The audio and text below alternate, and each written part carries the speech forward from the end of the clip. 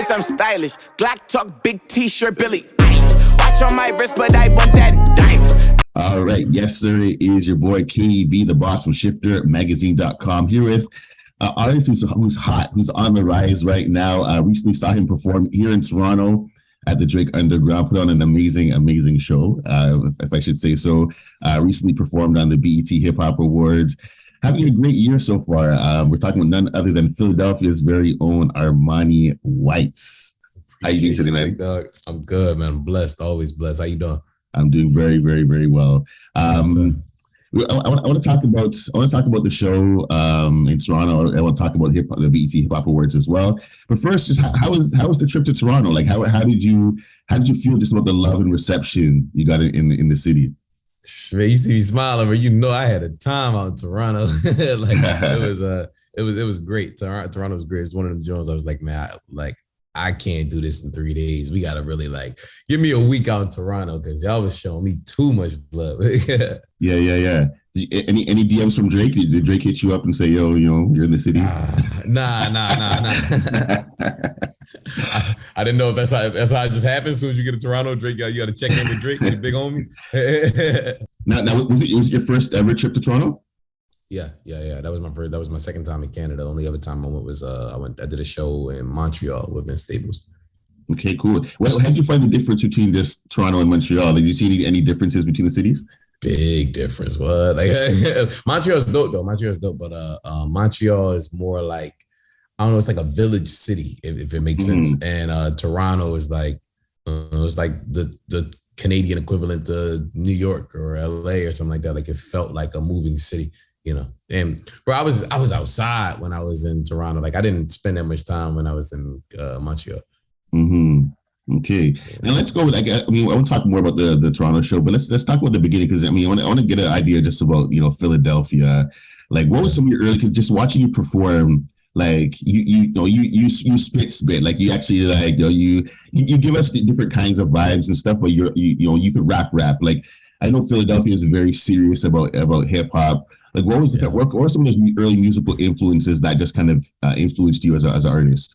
For sure, bro. Like a lot of it was outside of just like my main thing was always about what artists stretch the means of what it is to be a hip hop artist. So like the Missy Elliott's, the Eminems, the Busta Rhymes, Ludacris, like it was those artists that really kind of inspired me. Like, oh, they're weird like me, like just me creating what my genre is. I call it happy hood music. So it's like, it's being from the hood, but still finding a brighter and colorful way to kind of share my narrative. So it was like, who can I point to that kind of took a pivot from where they were from or the direction that people wanted them to go into. Now, like, as far as just like rapping, bro, everybody in Philly could rap. My grandma could rap. You know what I'm saying? So like it's just kind of like, it's in our water or something like that. I don't know. But like early on, it was a lot of like Black Thought. Meek used to be on the DVDs in Philly. So to read dollars, like there was a lot, I grew up on a lot of like, just like the neighborhood, the local culture of rap music, you know what I mean? Just like got really inspired to want to like level up what my actual subject matter was. That's good. I like that happy hood music. Yes, sir. I like that. And I can actually see like now you mentioned the Ludacris and those kind of artists. I'm like, yeah, like I can see definitely that you're from that lineage. Artist, yeah. So that's cool. Let's talk about the Billie Eilish, like because obviously that's the big track that people kind of know you for right now. Did you know, like when you were making it, did you know it was gonna be what it was? Like, did you know you had a hit on your hands, or you just thinking, okay, it's just a song? I mean, I feel like you never know until you know. And people kept, when I was saying, yo, this could be a hit, people kept moving the goalposts. They was like, it's not a hit until you do this, not a hit until you do that. And like, and I not like now. So my answer to that is I felt like it, like I knew that it was going to be a hit. I didn't know it was going to be that fast. Had no, like we're at like 200 something million global streams. Had no idea that was going to happen in 4 months. I thought, maybe a year from now or something like that. So I just knew it would be a big record. I just didn't know how big was. And from there, I believe that's when you signed with the Def Jam. After that, yeah. So what went to that decision? Because I know you probably had a few labels like looking at you. Like, what was it about Def Jam that you said, okay, this is where I want to be?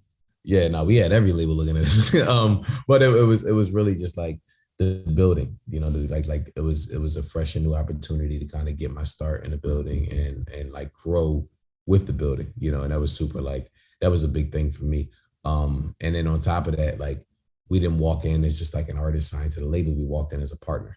And and like in that level of respect, that was just kind of like, I see you at an eye level. Yeah, I like that. I like that you're approaching it like as, okay, I'm a partner, and we're here to, like, you see that we're here to do business and not just, like, it's interesting that you have that mindset already about the business, and I'm seeing these guys as a partner.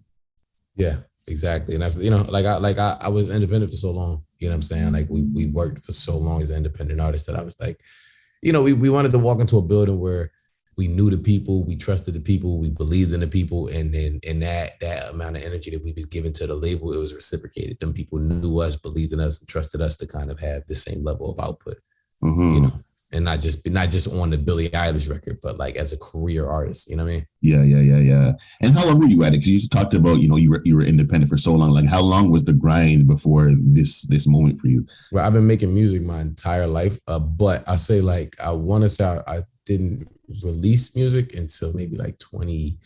I remember I was young in high school. I started doing like freestyles in like 2011.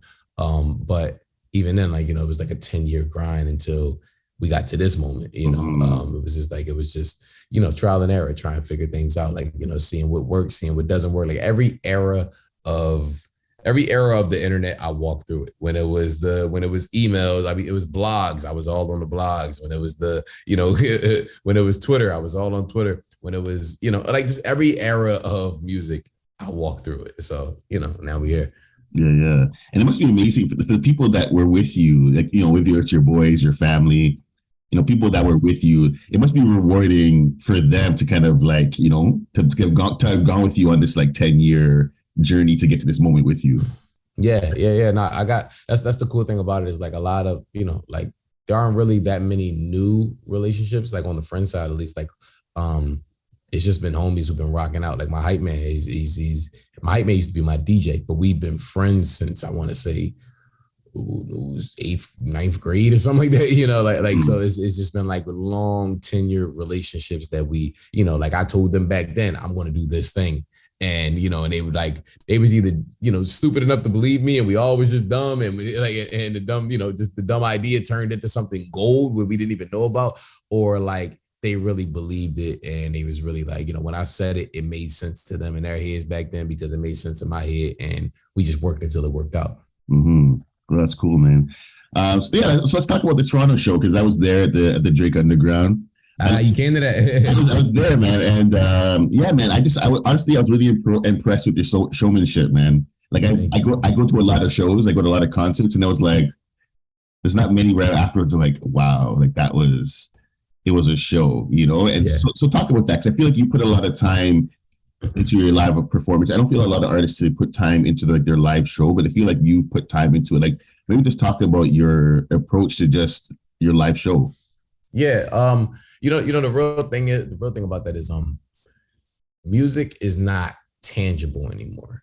And that's something that I think about all the time. So, like, that's why I was over there crying like a baby when I got that gold record, is because, a lot of these things are like, it's digital. We don't really get to see our impact, except for moments like when we go out on shows, when we sell merch, when we get these trophies and awards. So, there's almost an obligation or responsibility that you have to bring the music to life. You could stand in front of it and just perform it, like, that's cool. But, I think about the James Browns. I think about, even up the recent, I think about the Janelle Monáes. I think about the people who created a musical performance, and like they created a different layer and element to the song than just the MP3. That's my way of going about things. But when it comes to like shows, like, I have to bring people into a world. I have to almost like kind of Tyler Perry my creation, and like, it has to be almost like a stage play. It's not just me on stage. It's a concert. It's a stage play where, like, you get to watch this for a second, feel immersed, feel involved, feel engaged, and then at the end of the 30 minutes, it's like, snap out of it. That's my thoughts. Yeah. No. Throughout the night, you kept asking, like, people. It's like, are you an Armani White fan yet? Yeah. And I was on the side. I'm thinking, it was like, okay. I mean, I was like, I'm becoming a fan, but at the end I was like, I would Armani White. Like, I became like a fan by the end of the night. just from just again just me watching your approach to your show. So yeah, congratulations. I feel like you really do a good job of connecting with people when you're on stage. Thank you. No, that's what there's certain kind of shows that we deem like I don't want to say talent shows in a bad way, but talent shows in the sense of like I walk out there and I already know y'all have no idea who I am. So, and it's like that's okay, but my goal, my job at that point is to then convert every single person or as many people as possible into, oh, I know exactly who he is. I know what he stands for. I know the music. I know everything. I know a lot more than just this one song. And I'm connected now. I'm a fan. I'm whatever it is. Like I'm a part of the Armani army, like whatever it is we want to call it. Like, you know, that's my goal. And that's what I feel like my duty is. So that's why I go out there like, yo, you feel like you're a fan yet? Like, do you feel like, you know, do we feel like we reached that mark? It's okay to say no, but you know what I mean? We just got work to do. Yeah. And you mentioned the plaque. Like, what was that feeling like? Because I feel like that was such a huge moment. Like, I recorded it on my phone. I showed my wife the next day, and she was so like, she was getting so emotional just watching it, even though she wasn't there. Like, what was that experience? Was that your first plaque like ever? Yeah, no, it's my first. Wow. Plaque. So kind of go through that moment of just you kind of had a little moment, broke down a little bit. Like, what was that feeling like for you? I say this, bro, I'm a gangster crier, dog. Like I don't know how to cry, so I cry like a thug. Like I'll be like, man, no, this is this is a real good thing. Like, so yeah. The whole time when it happened, it like hit me. Like, you know, because they said it like, yo, to cut the music off. I'm like, bro, yeah. I'm ready to go at everybody. And then they like, yeah, I think he said it right now. Turn around, see the plaque. And I'm like, like, no, you ain't gonna cry in front of all these people. Yeah. So, but it's, you know, again, it's those tangible moments. It's like I worked really, really hard for a lot of these things. It wasn't an overnight success. It wasn't like this song is all I had. Like I've been doing it for years and years. 10 years ago, I was sleeping in my car, you know, like and I was like, I had enough money to get me something to eat and enough money to get an hour at the studio. And I was just kind of moving through life that way. So it was like I, you know, built up, put a lot of these blocks in place and put, you know, and just kept on stacking up until this moment. And so it was like, you know, that first gold record just felt like if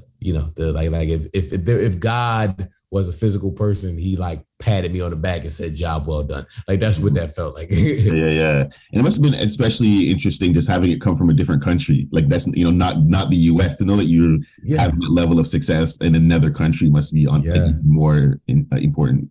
Yeah, I was like, bro, I'm that guy in Canada. That was kind of how I took it. I was like, what? I'm popping it. I need to move. We'll definitely receive you if you came here. So yes, sir. Now let's talk about before we go the BET Hip Hop Awards. You know, it's your first ever. I think it's your first ever like TV performance. Yeah, let me say this. I Canada killed me, bro. Toronto, every night they knew I was in the club. You know, it's only like maybe 4 really big Philly artists that like, you know, they have, or Philly artists that have a song that's really big enough that the world knows it. And one of them is the Dreams and Nightmares intro. And it's like my obligation, my duty as somebody from Philly to sing it every time it comes on. So I'm singing my heart out at every club, every night till 4 a.m, however many times they play it. And it's just hookah smoke, like nonstop hookah smoke all throughout every building. So by the time I got to the awards in Atlanta, I had no voice. I'm up on stage with no voice, like no voice at all. I'm on there screaming like, God, a big t-shirt, Billy. You know, but yeah, I'm sorry, I cut you off. I just had to say that. Yeah, the awards was great though. Yeah, it was a very good performance. Like, what was it like to perform with Nore? Like, as a hip hop legend, like, what was it like to share the stage with him and have him be a part of your performance? Honestly, bro, like it's one of them full circle moments. You know what I mean? Like because this was the inception of this record. It was just like an idea that was like, yo, man, like what if Nore heard this? He heard me sample his beat. Like, I wonder if he would like it. And for him to like it enough to say, like, I want to share the stage with you, for him to like it enough to even clear the record, for him to pop out. And like, he showed support from me on his Drink Champs podcast. Like, all of these things just like, dang, like, you know, like it's obviously it's easy to give the OGs they flowers, but when the OGs give, you know, the young boys like myself they flowers and be like, yo, like, now you doing it, keep steering the course, like you in a good direction. It's just it's a good feeling. It's a good feeling for me. That's good. Yeah, congratulations, man. Like it was an amazing moment to see the old and new, because you know the old and new generation of hip hop don't always kind of come together. So to see you two as the different generations coming together and sharing the stage, like that was super dope. So anything else you have coming up soon? Like I know you released Diamond Dallas recently. Do you have anything else coming up soon? Goated. Nah, it's a record called Goated. I really like this record. I think I'm gonna put it out next. I just before I left, I went to the studio right before I came to Atlanta, and I was just playing it. We always just playing it in the studio. He's like, "Yo, this is hard." So like, I think Goated is going to be my next record. That's one of my favorite records. I ain't gonna lie. Do you project like in the album anytime soon? Is that kind of on the radar at all? No, absolutely. We finished it. We're finished it. We just like, at this point, we just like, well, Billie Eilish did so well that, we're cherry picking like how we want to do everything else, but we have like so much room to really have fun with our rollout and really do it the way that we want to do it. And not like, we're not rushing to get a moment. We have the moment. We have one of the biggest songs on the internet, so it's like now we're kind of like, we're making sure that every one of our steps is ordered and we know what we're doing, how we're doing it, and we're doing it the right way. Cool. Well, we're definitely looking forward to hearing Golden when it drops. And once again, congratulations on all the success, man. You made us fans, man. Yeah. You made us fans, man. So we'll definitely be watching. And congratulations on all your success. Thank you, big man. I appreciate you.